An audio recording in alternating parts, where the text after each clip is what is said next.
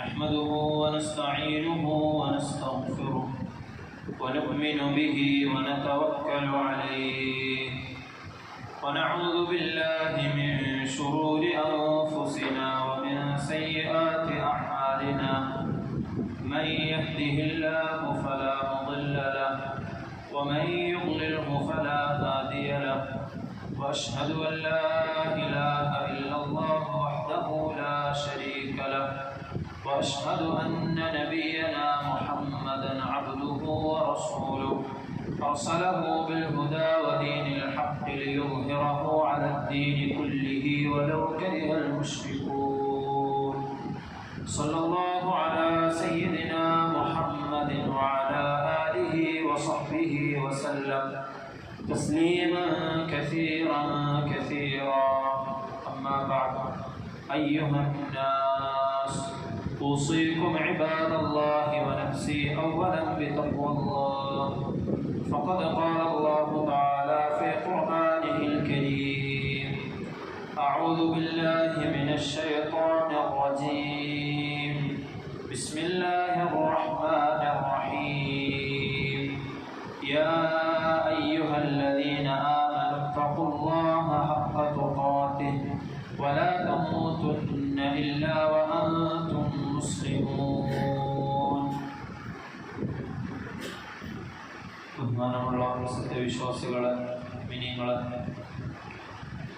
ജീവിതത്തിൻ്റെ എല്ലാ സന്ദർഭങ്ങളിലും അല്ലാഹുവിനെ തഖ്വ ചെയ്ത് അവൻ്റെ വിധിവിലക്കുകൾ അനുസരിച്ച് ജീവിക്കണമെന്ന് സ്വന്തത്തോടും നിങ്ങൾ ഓരോരുത്തരോടും വസിയ്യത്ത് ചെയ്യുകയാണ്, ഓർമ്മപ്പെടുത്തുകയാണ്. അല്ലാഹു സുബ്ഹാനഹു വ തആല അവനെ ഏറ്റവും നല്ല രൂപത്തിൽ തഖ്വ ചെയ്യാൻ നമുക്ക് ഏവർക്കും തൗഫീഖ് നൽകി അനുഗ്രഹിക്കുമാറാകട്ടെ. നമ്മളിവിടെ പരിശുദ്ധമായ ജുമാക്ക് വേണ്ടി ഒരുമിച്ച് കൂടിയതിനെ അല്ലാഹു നമ്മിൽ നിന്നും ഖബൂലാക്കുമാറാകട്ടെ. നമ്മുടെ എല്ലാ സൽക്കർമ്മങ്ങളെയും അല്ലാഹു പരിപൂർണമായി നമ്മിൽ നിന്നും ഖബൂലാക്കുമാറാകട്ടെ. നമുക്ക് സംഭവിച്ചു പോയ പിഴവുകളെ അല്ലാഹു വിട്ടുപുറത്ത് മാപ്പാക്കി തരുമാറാകട്ടെ. ശിഷ്ടജീവിതം അല്ലാഹുവിൻ്റെ ത്വഅത്തിലായി, അനുസരണയിലായി, അവനിഷ്ടപ്പെട്ട രൂപത്തിൽ ജീവിക്കുവാൻ അല്ലാഹു നമുക്ക് തൗഫീഖ് നൽകി അനുഗ്രഹിക്കുമാറാകട്ടെ. ദുആ കൊണ്ട് വസിയ്യത്ത് ചെയ്ത ആളുകൾ അല്ലാഹു അവരുടെ ഹലാലായ എല്ലാ ഉദ്ദേശങ്ങളെയും നിറവേറ്റി കൊടുക്കുമാറാകട്ടെ. അസുഖം കൊണ്ട് ബുദ്ധിമുട്ടുന്നവരുടെ അസുഖങ്ങൾ അല്ലാഹു ആജിലായ പുസ്തകമായ ശിഫ നൽകി അനുഗ്രഹിക്കുമാറാകട്ടെ. നമ്മെയും നമ്മുമായി ബന്ധപ്പെട്ടവരെയും വലിയ അസുഖങ്ങളിൽ നിന്നും അപകട മരണങ്ങളിൽ നിന്നും അല്ലാഹു കാത്തുരക്ഷിക്കുമാറാകട്ടെ. ജീവിതം ഖൈറായ കാലത്തോളം ഈമാനോടുകൂടി ജീവിക്കുവാനും മരണം ഖൈറാവുമ്പോൾ അല്ലാഹു തൃപ്തിപ്പെട്ട നിലയിൽ കലിമ ഉച്ചരിച്ചുകൊണ്ട് മരിക്കാനുമുള്ള ഭാഗ്യം അല്ലാഹു നമുക്ക് നൽകി അനുഗ്രഹിക്കുമാറാകട്ടെ. നമ്മിൽ നിന്നും മരണപ്പെട്ടു പോയ, പ്രത്യേകിച്ചും കഴിഞ്ഞ ദിവസങ്ങളിൽ മരണപ്പെട്ടു പോയ ആളുകൾ, ഒരു മരണപ്പെട്ടു പോയ ഉമ്മാക്ക് വേണ്ടി ദുആ ചെയ്യാൻ പറഞ്ഞിട്ടുണ്ട്. അതുപോലെ തന്നെ നമ്മുടെ ഉസ്മാൻ സാഹിബിൻ്റെ ഉപ്പ, അല്ലാഹു അവരുടെയൊക്കെ ഖബറിടങ്ങളെ വിശാലമാക്കി കൊടുക്കുമാറാകട്ടെ. അവർക്കൊക്കെ മഗ്ഫിറത്തും റഹ്മത്തും നൽകി അനുഗ്രഹിക്കുമാറാകട്ടെ. ഖബറിൻ്റെ എല്ലാ അദാബുകളിൽ നിന്നും അല്ലാഹു അവരെയും നമ്മയും ഒക്കെ കാത്തുരക്ഷിക്കുമാറാകട്ടെ. സ്വർഗത്തിൻ്റെ കവാടങ്ങൾ അല്ലാഹു സുബ്ഹാനഹു വ തആല ഖബറുകളിലേക്ക് തുറന്നു കൊടുക്കുമാറാകട്ടെ. പ്രിയമുള്ള മുഅ്മിനീങ്ങളെ, അടുത്ത അധ്യയന വർഷത്തിലേക്കുള്ള ദിവസങ്ങളിലാണ് നാം ഓരോരുത്തരും. പുതിയ അധ്യയന വർഷത്തിലേക്ക് കടക്കുമ്പോൾ ഭൗതികമായ വിദ്യാഭ്യാസത്തിന് വേണ്ടി നമ്മൾ നമ്മുടെ മക്കൾക്ക് വേണ്ടി പരിശ്രമിക്കുന്നത് പോലെ അവരുടെ ആഹാരം വെളിച്ചമാകാനും അവർ ദീനീബോധമുള്ളവരായി, ദീനീ സംസ്കാരമുള്ളവരായി വളരുവാൻ വേണ്ടി അവർക്ക് ഏറ്റവും നല്ല ദീനീ വിദ്യാഭ്യാസം നൽകുന്നത് ഓരോ രക്ഷിതാവിൻ്റെയും നിർബന്ധ കടമയാണ്, ബാധ്യതയാണ് എന്ന് നമ്മൾ കഴിഞ്ഞ ഖുതുബയിൽ സൂചിപ്പിച്ചിരുന്നു.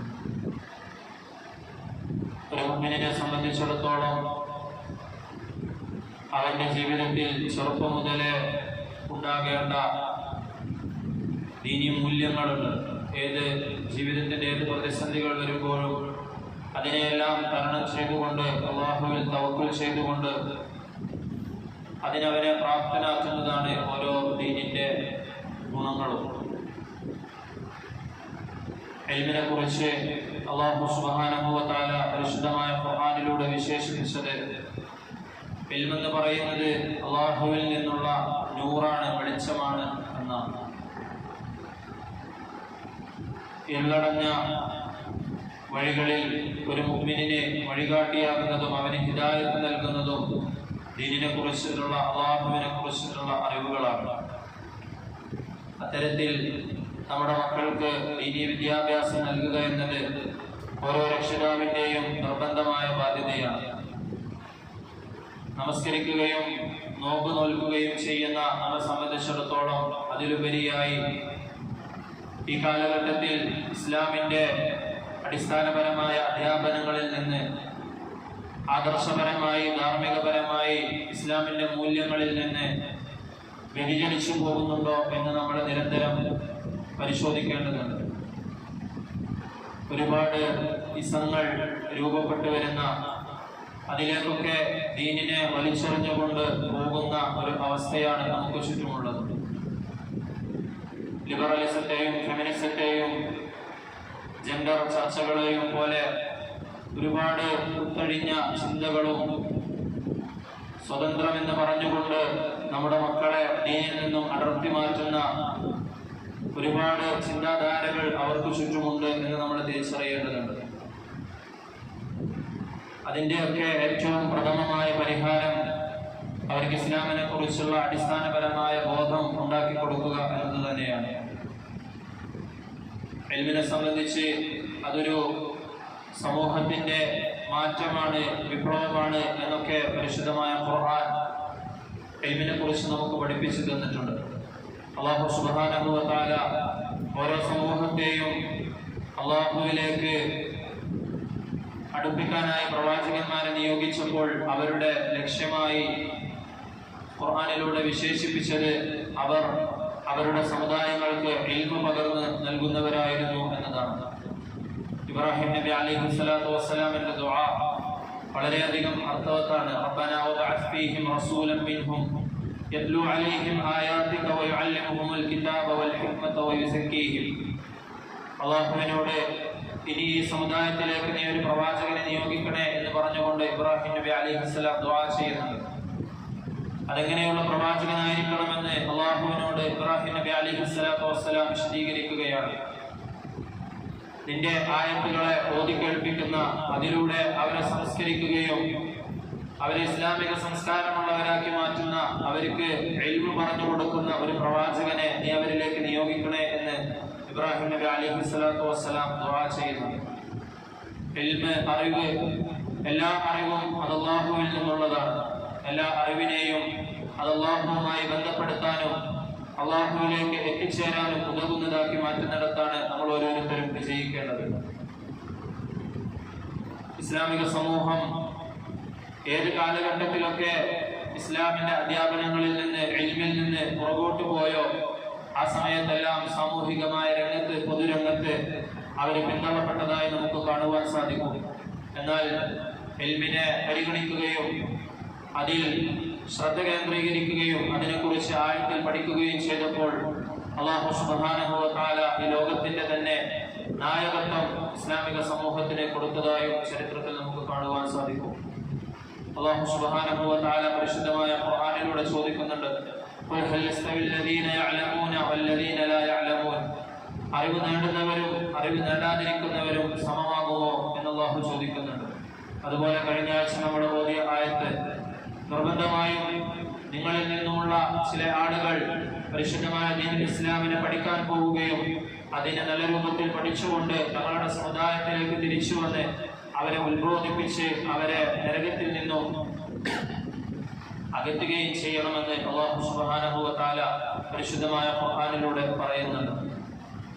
നമ്മെ സംബന്ധിച്ചിടത്തോളം നമ്മുടെ കേരളം എന്ന ഈ കൊച്ചു സംസ്ഥാനത്ത് അൽഹംദുലില്ലാഹ് അല്ലാഹുവിന്റെ വലിയ അനുഗ്രഹത്തോടുകൂടി നമ്മൾക്ക് ഒരുപാട് ആ കാര്യങ്ങളിൽ മുമ്പോട്ട് പോകാൻ സാധിച്ചിട്ടുണ്ട്.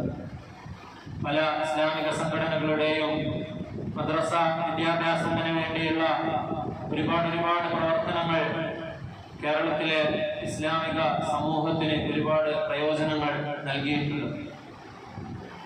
ആ ഒരു സംസ്കാരം അത് നമ്മൾ പിന്നോട്ട് പോകാതെ അതിൽ കൂടുതലായി ശ്രദ്ധ കേന്ദ്രീകരിക്കുകയും ഇനിയും വരുന്ന തലമുറകൾക്ക് ഏറ്റവും നല്ല രൂപത്തിൽ കൂടുതൽ സമയം ചിലവഴിച്ചുകൊണ്ട് പരിശുദ്ധമായ ദീനുൽ ഇസ്ലാമിനെ പറ്റി പഠിക്കാനും ചെറുപ്പത്തിൽ തന്നെ അതിൻ്റെ മൂല്യങ്ങളെ തിരിച്ചറിയാനും എത്ര വലിയ പ്രതിസന്ധികളിലും ഈമാനോടുകൂടി ഇസ്ലാമിൻ്റെ അധ്യാപനങ്ങൾ അനുസരിച്ച് ജീവിക്കുവാനും പ്രാപ്തമാക്കുന്ന വിഷയത്തിൽ ഓരോരുത്തരും പ്രത്യേകം ശ്രദ്ധ കേന്ദ്രീകരിക്കേണ്ടതുണ്ട്. നമുക്കറിയാവുന്നതുപോലെ നമ്മുടെ ചുറ്റും നമ്മൾ കണ്ടുകൊണ്ടിരിക്കുന്ന ഓരോ വാർത്തകൾ, അതുപോലെ തന്നെ ദുരന്തങ്ങൾ ചിന്തിച്ചു നോക്കുകയാണെങ്കിൽ ഇസ്ലാമികപരമായ അധ്യാപനങ്ങൾ ശരിയായ രൂപത്തിൽ അവർക്ക് നമ്മൾ നൽകുന്നില്ല എന്നത് ഒരു കാരണമാണെന്ന് നമുക്ക് കാണുവാൻ സാധിക്കും. നമ്മുടെ മക്കൾക്ക് അടിസ്ഥാനപരമായ ഈ കാലത്തിന്റെ വെല്ലുവിളികളെ മറികടക്കാൻ കഴിയുന്ന രൂപത്തിലുള്ള ഇസ്ലാമിക വിദ്യാഭ്യാസം നൽകുക എന്നതാണ് ഇതിൻ്റെയൊക്കെ പ്രഥമമായ പരിഹാരം എന്ന് പറയുന്നത്.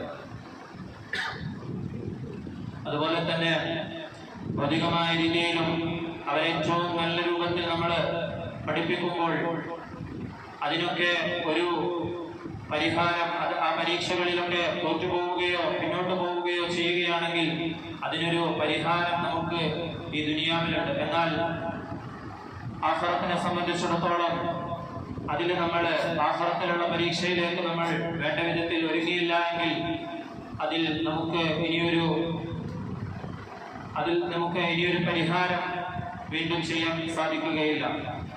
ഒരിക്കലും തോറ്റുപോകാത്ത നിലയിൽ ആ പരീക്ഷയ്ക്ക് വേണ്ടി ഒരുങ്ങാൻ നമ്മളെ മക്കളെ നമ്മൾ പ്രാപ്തരാക്കേണ്ടതുണ്ട്.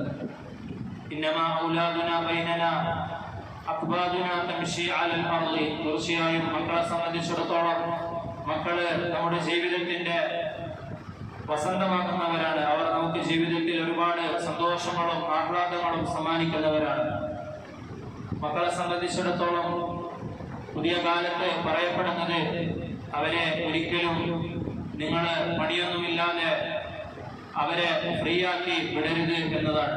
ഏത് സമയത്തും പുതിയ പഠനങ്ങളിലേക്കും പുതിയ ചിന്തകളിലേക്കും പുതിയ കായികാഭ്യാസങ്ങളിലേക്കും പുതിയ കഴിവുകളൊക്കെ നേടിയെടുക്കുന്നതിലേക്കും മക്കളെ നിങ്ങൾ വഴിതിരിച്ചു വിടണമെന്ന് നമ്മോട് നിരന്തരമായി പറയപ്പെടുന്നുണ്ട്. അതിലൊക്കെ ഉപരിയായി ആത്യന്തികമായി നമ്മെ സംബന്ധിച്ചിടത്തോളം നമുക്ക് വേണ്ടത് നമ്മുടെ മക്കൾ ദീനുള്ളവരായി മാറണം, ദീനിന്റെ സംസ്കാരമുള്ളവരായി മാറണം എന്നതാണ്. ഒരുപാട് പണം ചിലവഴിച്ച് പഠിപ്പിച്ചിട്ടും മക്കള് ഉപകാരപ്പെടുന്നില്ല എന്നുള്ള പരാതി, അത് ദുനിയാവിൽ നമുക്ക് ഉപകാരപ്പെടുന്നില്ല എന്നത് നമ്മുടെ പരാതിയാണെങ്കിൽ, അവർ ആഖിറത്തിൽ കൂടി നമുക്ക് ഉപകരിക്കാത്തവരായി മാറുകയാണെങ്കിൽ അത് വളരെ വളരെ വലിയ വിഷമമുണ്ടാക്കുന്ന ഒരു കാര്യമായിരിക്കും. അവർക്ക് നമ്മൾ ഒരുപാട് പഠനത്തിനുള്ള സൗകര്യങ്ങളും മറ്റും ചെയ്തു കൊടുക്കുമ്പോൾ അവരെ പരിശുദ്ധമായ ദീൻ പഠിപ്പിക്കാൻ വേണ്ടി തൻ്റെ സ്വന്തം ഉപ്പയെയും ഉമ്മയെയും എങ്ങനെയാണ് തിരിച്ചറിയേണ്ടത്, അവരോടുള്ള ബാധ്യതകൾ എന്തൊക്കെയാണ്, അതുപോലെ തന്നെ നമസ്കാരത്തിന്റെ ഗൗരവത്തെ സംബന്ധിച്ച്, അതിന്റെ ജമാഅത്തിൽ പങ്കെടുക്കുന്നതിനെ സംബന്ധിച്ച്, അയൽപ്പക്കക്കാരോടുള്ള ബാധ്യതകളെ സംബന്ധിച്ച്, കൂട്ടുകാരോടുള്ള ഇടപഴക്കത്തെ കുറിച്ച്, ഇതൊക്കെ ഇസ്ലാമികമായ രീതിയിൽ അവരെ പഠിപ്പിക്കാൻ നമ്മൾ എത്രത്തോളം നമ്മുടെ സമയവും സമ്പത്തും മാറ്റിവെച്ചിട്ടുണ്ട് എന്ന് നമ്മൾ ചിന്തിക്കേണ്ടതുണ്ട്.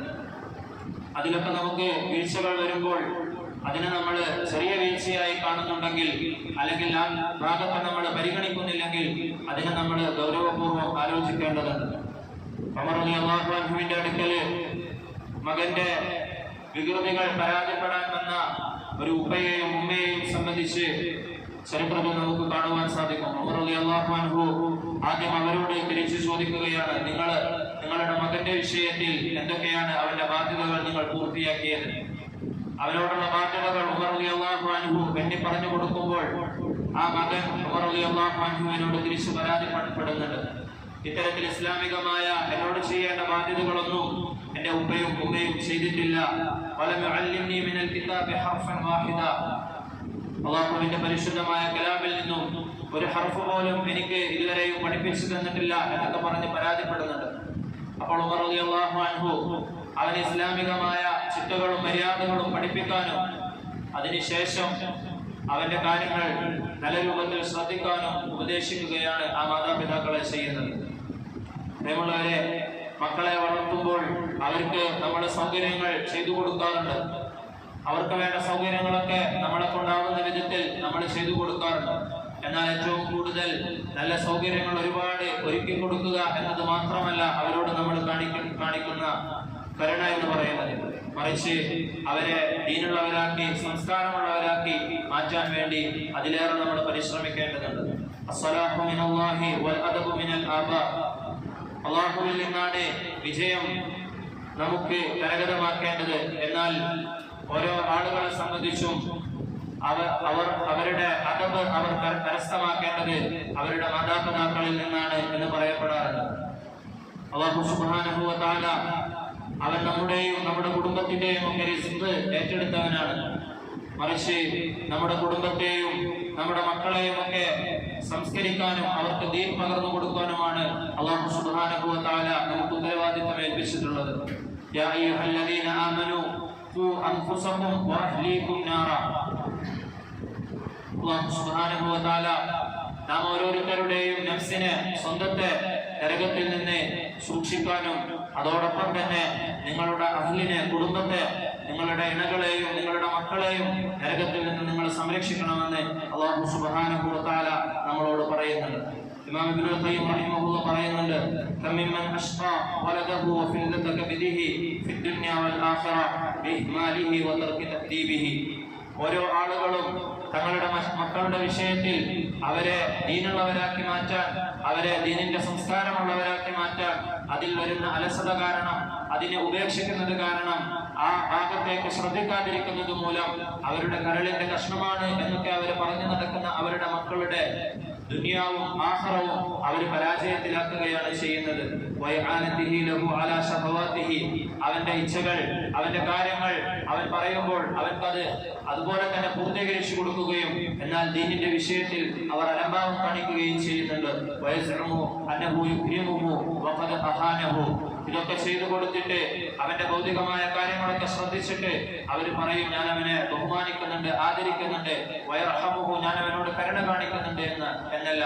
എന്നാൽ അവന്റെ ദീനിന്റെ വിഷയത്തിൽ അവർ അശ്രദ്ധ കാണിച്ചുകൊണ്ട് അവനോട് അവർ വഞ്ചന കാണിക്കുകയാണ് ചെയ്യുന്നത്. ദുനിയാവിലും ആഖിറത്തിലും അവനോട് അവർ വഞ്ചന കാണിക്കുകയാണ് ചെയ്യുന്നത് എന്ന് ഇമാം ഇബ്നുൽ ഖയ്യിം ജൗസി റഹിമഹുല്ലാഹ് പറയുന്നുണ്ട്. മറ്റൊരിടത്ത് അദ്ദേഹം പറയുന്നുണ്ട്, വഖദ് കാന സലഫു ഇദാ നശഅ ലിഅഹദിഹിം വലദുൻ ശഗലൂഹു ബിഹിഫ്ദിൽ ഖുർആനി വസമാഇൽ ഹദീസ്. കുട്ടികൾക്ക് മതപരമായ കാര്യങ്ങൾ പഠിക്കാനുള്ള സാഹചര്യം ഒരുക്കി കൊടുക്കുക എന്നത് ഓരോ രക്ഷിതാവിനും നിർബന്ധമായ കാര്യമാണ്. അങ്ങനെയുള്ളവരായിരുന്നു സലഫു സ്വാലിഹുകൾ. അവർക്ക് കുട്ടികൾ ഉണ്ടാകുമ്പോൾ അവർ ചെറുപ്രായത്തിൽ തന്നെ അവരെ പള്ളിയുമായി ബന്ധപ്പെടുത്തുമായിരുന്നു. ഖുർആൻ മനനം ചെയ്യാനും ഹദീസുകൾ കേൾക്കാനും അവർക്ക് സൗകര്യം ഒരുക്കി കൊടുക്കുകയും അതിനുവേണ്ടി അവരുടെ കൂടെ സമയം ചിലവഴിക്കുകയും ചെയ്യുമായിരുന്നു. പ്രിയമുള്ളവരെ, ഇസ്ലാമിലെ പ്രധാനപ്പെട്ട ഒരു കവി പാടുന്നുണ്ട്, ലൈസൽ യതീമു മൻ ഇൻതഹാ അബവാഹു മിൻ ഹമ്മിൽ ഹയാ. ഒരു കുട്ടി അവൻ അനാഥനാണെന്ന് പറയുന്നത് അവന്റെ ഉമ്മയും ഉപ്പയും ഒക്കെ മരണപ്പെട്ടു പോവുകയാണെങ്കിൽ അതിനേക്കാൾ വലിയ അനാഥത്വം എന്ന് പറയുന്നത് ഉപ്പയും ഉമ്മയും ജീവിച്ചിരിക്കെ തന്നെ അവന്റെ ഉപ്പാക്കും ഉമ്മാക്കും ഇസ്ലാം അനുസരിച്ച് വളർത്താനുള്ള സമയം കിട്ടുന്നില്ല എങ്കിൽ അതാണ് ആ കുട്ടിയെ സംബന്ധിച്ചിടത്തോളം ഏറ്റവും വലിയ അനാഥത്വം എന്ന് പറയുന്നത്. അത് ദുനിയാവിൽ ഒരുപക്ഷെ ആ അനാഥത്വം വെളിപ്പെട്ടിട്ടില്ലെങ്കിൽ പോലും അത് ആഖിറത്തിലെത്തുമ്പോൾ അത് ആ കുട്ടിക്ക് തിരിച്ചറിയുന്നതാണ്. ആ കുട്ടി അതിന്റെ പേരിൽ തന്റെ രക്ഷിതാക്കൾക്കെതിരെ സാക്ഷി നിൽക്കുമെന്ന് ഹദീസിലും പരിശുദ്ധമായ ഖുർആനിന്റെ വചനങ്ങളിലും നമുക്ക് കാണുവാൻ സാധിക്കുന്നതാണ്. അതുപോലെ തന്നെ മക്കൾക്ക് വേണ്ടി ഒരുപാട് സമയം നമ്മൾ മാറ്റിവെക്കണം. അവരുടെ ശൈശവത്തിൽ മാത്രമല്ല, അവരുടെ ബാല്യകാലത്തും അതിനപ്പുറം അവർ കൗമാരത്തിലേക്ക് കടക്കുമ്പോൾ ഏറ്റവും കൂടുതൽ അവരെ ചേർത്ത് നിർത്തേണ്ടത് ആ സമയത്താണ്. സല്ലല്ലാഹു അലൈഹി വസല്ലമ തങ്ങളുടെ ജീവിതം നമ്മളെടുത്ത് പരിശോധിച്ചു നോക്കുകയാണെങ്കിൽ ഇത്തരത്തിലുള്ള എല്ലാ കുട്ടികളുമായി സല്ലല്ലാഹു അലൈഹി വസല്ലമ തങ്ങൾ സമയം പങ്കിടാറുണ്ടായിരുന്നു. അത് നബി തങ്ങളുടെ മക്കളായിരുന്നാലും നബി തങ്ങളുടെ പേരക്കുട്ടികളായിരുന്നാലും സ്വഹാബാക്കളുടെ മക്കളായിരുന്നാലും അവരോട് കളിക്കാനും അവരോട് തമാശകൾ പറയാനും അവരുടെ വിശേഷങ്ങൾ അന്വേഷിക്കാനും നബി സല്ലല്ലാഹു അലൈഹി വസല്ലമ തങ്ങൾ സമയം കണ്ടെത്താറുണ്ടായിരുന്നു. ഓരോ മക്കളെ സംബന്ധിച്ചും അവർക്ക് ഏത് പ്രായത്തിലായാലും അവരുടെ ഉപ്പയെയും ഉമ്മയെയും അതുപോലെ തന്നെ അവരുടെ സമയത്തെയും കിട്ടുക എന്നത് വളരെ അത്യാവശ്യമായ കാര്യമാണ്. സല്ലല്ലാഹു അലൈഹി വസല്ലമ തങ്ങൾ കുട്ടികളെ തിരുത്തിയിരുന്ന ഉപദേശിച്ചിരുന്ന ഹദീസുകൾ നമ്മൾ പരിശോധിച്ചു നോക്കുകയാണെങ്കിൽ സല്ലല്ലാഹു അലൈഹി വസല്ലമ തങ്ങൾ അവരിൽ ഒരാളായിക്കൊണ്ട് അവരോടൊപ്പം താണിരുന്നുകൊണ്ട് സല്ലല്ലാഹു അലൈഹി വസല്ലമ തങ്ങൾ അവരെ ഉപദേശിക്കുമായിരുന്നു. അബ്ദുല്ലാഹി ഇബ്നു അബ്ബാസ് റളിയല്ലാഹു അൻഹുമ പറയുന്നുണ്ട്, എന്റെ തോളിൽ കൈയിട്ടുകൊണ്ട് നബി സല്ലല്ലാഹു അലൈഹി വസല്ലമ തങ്ങൾ എന്നോട് പറഞ്ഞു, കുൻ ഫിദ് ദുനിയ കഅന്നക ഗരീബുൻ ഔ ആബിറു സബീൽ, നീ ദുനിയാവിലെ ഒരു പരദേശിയെ പോലെ അല്ലെങ്കിൽ ഒരു യാത്ര ചെയ്യുന്നവനെ പോലെ ആയിത്തീരുക എന്ന് നബി തങ്ങൾ ചെറുപ്രായത്തിൽ എന്റെ തോളിൽ കൈയിട്ടുകൊണ്ട് എന്നെ ഉപദേശിക്കുകയുണ്ടായി. പ്രിയമുള്ളവരെ, ഏത് സമയത്തും നമ്മൾ അവരുടെ ഒപ്പമുണ്ടെന്ന് അവരെ ചേർത്ത് പിടിക്കുന്നുണ്ടെന്ന് ഓരോ കുട്ടിക്കും തോന്നേണ്ടത് വളരെ നിർബന്ധമായ കാര്യമാണ്. അബൂ ഹുറൈറ റളിയല്ലാഹു അൻഹു പറയുന്നുണ്ട്, എന്റെ ഈ രണ്ട് കണ്ണുകൾ കൊണ്ട് ഞാൻ കാണുകയുണ്ടായി, എന്റെ ഈ രണ്ട് ചെവികൾ കൊണ്ട് ഞാൻ കേൾക്കുകയുണ്ടായി. റസൂലുള്ളാഹി സ്വല്ലല്ലാഹു അലൈഹി വസല്ലമ തങ്ങൾ തന്റെ ഇരു കരങ്ങൾ കൊണ്ട് ഹസൻ ഹുസൈൻ റളിയല്ലാഹു അൻഹുമ അവരുടെ കരങ്ങൾ പിടിക്കുമായിരുന്നു. എന്നിട്ട് തങ്ങളുടെ കാൽപാദങ്ങളിൽ അവരുടെ കാൽപാദം കയറ്റിവെച്ചുകൊണ്ട് അവരോട് തങ്ങളുടെ ശരീരത്തിലേക്ക് കയറാൻ പറയുമായിരുന്നു. അങ്ങനെ എത്രത്തോളം എന്ന് വെച്ചാൽ ആ ചെറിയ കുട്ടികൾ തങ്ങളുടെ കാലുകൾ കൊണ്ട് സല്ലല്ലാഹു അലൈഹി വസല്ലമ തങ്ങളുടെ ശരീരത്തിലൂടെ ചവിട്ടി കയറുകയും തങ്ങളുടെ നെഞ്ച് വരെ അവരെത്തുകയും ചെയ്യുമായിരുന്നു. എന്നിട്ട് നബി സല്ലല്ലാഹു അലൈഹി വസല്ലമ തങ്ങൾ അവരോട് വായ തുറക്കാൻ ആവശ്യപ്പെടുകയും സല്ലല്ലാഹു അലൈഹി വസല്ലമ തങ്ങൾ ആ കുട്ടികളെ തുരുതുര ചുംബിക്കുകയും ചെയ്യുമായിരുന്നു. എന്നിട്ട് അല്ലാഹുവിനോട് നബി സല്ലല്ലാഹു അലൈഹി വസല്ലമ തങ്ങൾ ദുആ ചെയ്യും, അല്ലാഹുവേ, ഞാൻ എന്റെ പേരമക്കളെ ഒരുപാട് ഇഷ്ടപ്പെടുന്നുണ്ട്, അല്ലാഹുവേ, അതുകൊണ്ട് നീയും ഇവരെ ഇഷ്ടപ്പെടണമേ എന്ന് അല്ലാഹുവിനോട് ദുആ ചെയ്യുമായിരുന്നു. ഇത്തരത്തിൽ അവരോട് നമ്മൾ കളിക്കുകയും തമാശ പങ്കിടുകയും അവരെ താലോലിക്കുകയും ചെയ്യുന്ന സമയത്ത് പോലും ഇസ്ലാമിന്റെ അധ്യാപനങ്ങൾ അവരുടെ മനസ്സിലേക്ക് പകർന്നു നൽകാൻ നാം ഓരോരുത്തരും ശ്രദ്ധിക്കേണ്ടതുണ്ട്. ഇമാം അഹ്മദ് റഹിമഹുള്ളാഹിയുടെ മറ്റൊരു ഹദീസിൽ അനസ് റളിയല്ലാഹു അൻഹുവിന്റെ ഹദീസിൽ അദ്ദേഹം പറയുകയാണ്, നബി സല്ലല്ലാഹു അലൈഹി വസല്ലമ തങ്ങൾ ഉമ്മു സുലൈം റളിയല്ലാഹു അൻഹയുടെ വീട് സന്ദർശിക്കാറുണ്ടായിരുന്നു. അബൂ തൽഹ റളിയല്ലാഹു അൻഹുവിന്റെ പത്നിയായിരുന്ന അവർക്ക് ഒരു മകനുണ്ടായിരുന്നു, അബൂ ഉമൈർ എന്ന പേരുള്ള. അവനുമായി നബി തങ്ങൾ ഒരുപാട് സമയം ചിലവഴിക്കുകയും അവന്റെ വിശേഷങ്ങൾ അന്വേഷിക്കുകയും ചെയ്യുമായിരുന്നു. ഒരിക്കൽ നബി തങ്ങൾ ചെല്ലുന്ന സമയത്ത് ആ കുട്ടി വളരെയധികം ദുഃഖിതനായി വിഷമിച്ചുകൊണ്ട് നിൽക്കുന്നത് നബി സല്ലല്ലാഹു അലൈഹി വസല്ലമ തങ്ങൾ കാണുകയുണ്ടായി. ആ സമയത്ത് നബി തങ്ങൾ വിവരം അന്വേഷിച്ചു. അപ്പോൾ ആ കുട്ടി പറഞ്ഞു, ആ കുട്ടി അവൻ വളർത്തുന്ന ഒരു ചെറിയ കുരുവി പക്ഷി ഉണ്ടായിരുന്നു, അങ്ങനെ അത് ചത്തുപോയെന്ന് പറഞ്ഞപ്പോൾ നബി സല്ലല്ലാഹു അലൈഹി വസല്ലമ തങ്ങൾ അവനെ ആശ്വസിപ്പിക്കുന്നത് ഹദീസിൽ നമുക്ക് കാണുവാൻ സാധിക്കും. യാ അബാ ഉമൈർ മാ ഫഅല ഇബ്നു ഗൈർ, അബൂ ഉമൈറെ, ഈ നിന്റെ കുരുവിക്കുഞ്ഞിന് എന്ത് പറ്റി എന്നൊക്കെ ചോദിച്ചുകൊണ്ട് നബി സല്ലല്ലാഹു അലൈഹി വസല്ലമ തങ്ങൾ ആ കുട്ടിയെ ആശ്വസിപ്പിക്കുന്നുണ്ട്. അതുപോലെ തന്നെ നബി സല്ലല്ലാഹു അലൈഹി വസല്ലമ തങ്ങൾ കുട്ടികളെ നല്ല കാര്യങ്ങൾ ഉപദേശിക്കാനും അതിനെ ഒരു പ്രായം കഴിഞ്ഞാൽ അവരോട് കർക്കശമായ നിലപാടെടുക്കണമെന്നും നമ്മെ പഠിപ്പിച്ചിട്ടുണ്ട്.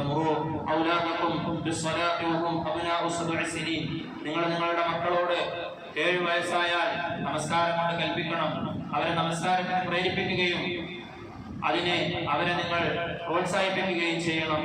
10 വയസ്സായിട്ട് അവർ നമസ്കാരത്തിൽ അശ്രദ്ധ കാണിക്കുന്നുണ്ടെങ്കിൽ, പറഞ്ഞിട്ട് അവർ കേൾക്കുന്നില്ലെങ്കിൽ അതിന്റെ പേരിൽ നിങ്ങൾ അവരെ അടിക്കണമെന്ന് സല്ലല്ലാഹു അലൈഹി വസല്ലമ തങ്ങൾ അരുളുകയുണ്ടായി.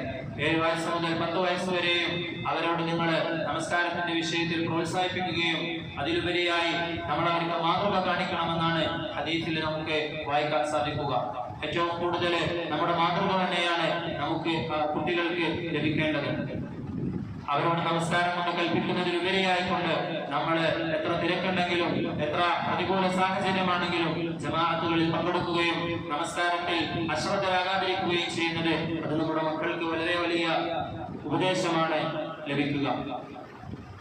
സ്വഹാബാക്കളെ സംബന്ധിച്ചിടത്തോളം ഒരുപാട് ഹദീസുകളിൽ നമുക്ക് കാണുവാൻ സാധിക്കും ഇത്തരത്തിൽ നബി തങ്ങൾ അവർക്ക് ചെയ്തു കാണിച്ചു കൊടുത്തിരുന്നു.